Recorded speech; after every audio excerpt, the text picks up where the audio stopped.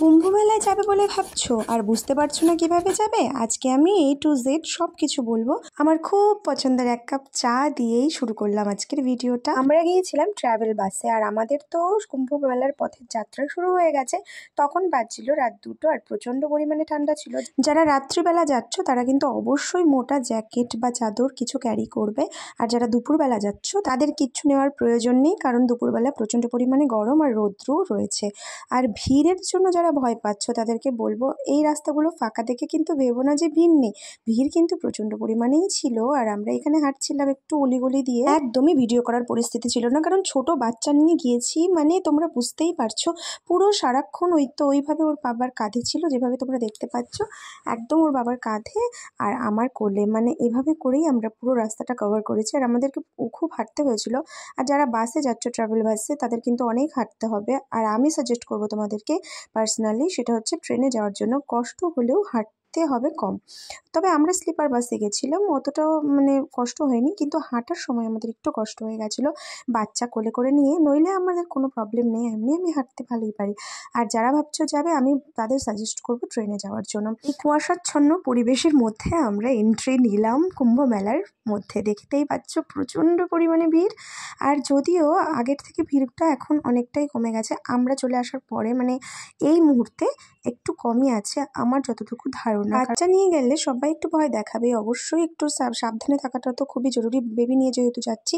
কিন্তু আমার ধারণা ছিল যে আমি যাব, কেন মেয়েকে নিয়ে যাব না, আর অতদিন মেয়েকে ছেড়ে আমি থাকতেও পারবো না, সেই জন্য মেয়েকে নিয়ে গেছিলাম।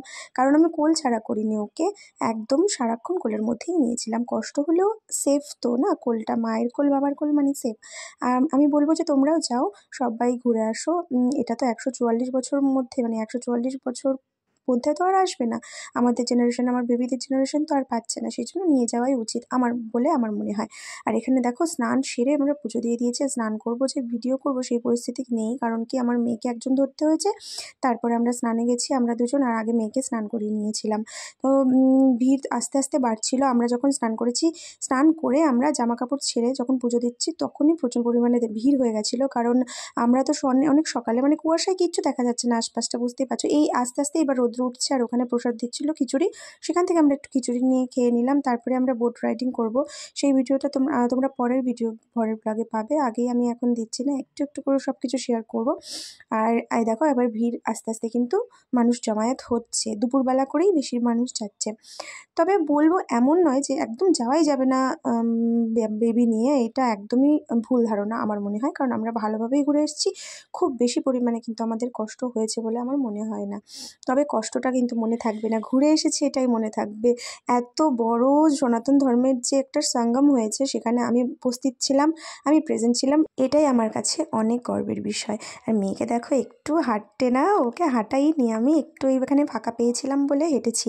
আর ড্রোন ক্যামেরায় না বোঝা যায় যে কতটা ভিড়, আমি এমনি ক্যামেরায় কিন্তু খুব একটা দেখাতে পারছি না। আর বিভিন্ন জায়গায় বিভিন্নভাবে লোকের জমায়েত হয়েছে। আমরা যাচ্ছিলাম বোট চাপতে 3টে নদীর মিলনস্থল, যেখানে মেন সঙ্গম, সেটাকে আমরা দেখতে যাচ্ছি স্নান টান করে। ওখানেও গিয়ে আমরা জল নিয়েছিলাম, মানে গঙ্গা যমুনা সরস্বতীর যে মিলনস্থল, সেখানে আমরা যাব বলে এখন হাঁটছি। গিয়ে আমরা বোট চাপবো, আর সেই বোটের রাইডিংয়ের ভিডিওটা তোমাদেরকে আমি পরের ভিডিওতে শেয়ার করব। আর কোনো কোয়ারিজ থাকলে তোমরা কিন্তু অবশ্যই একবার করতে পারো, আমরা কিন্তু ভালোভাবে ঘুরে এসেছি, সব রকম আনসার আমি দিতে পারবো। টাটা।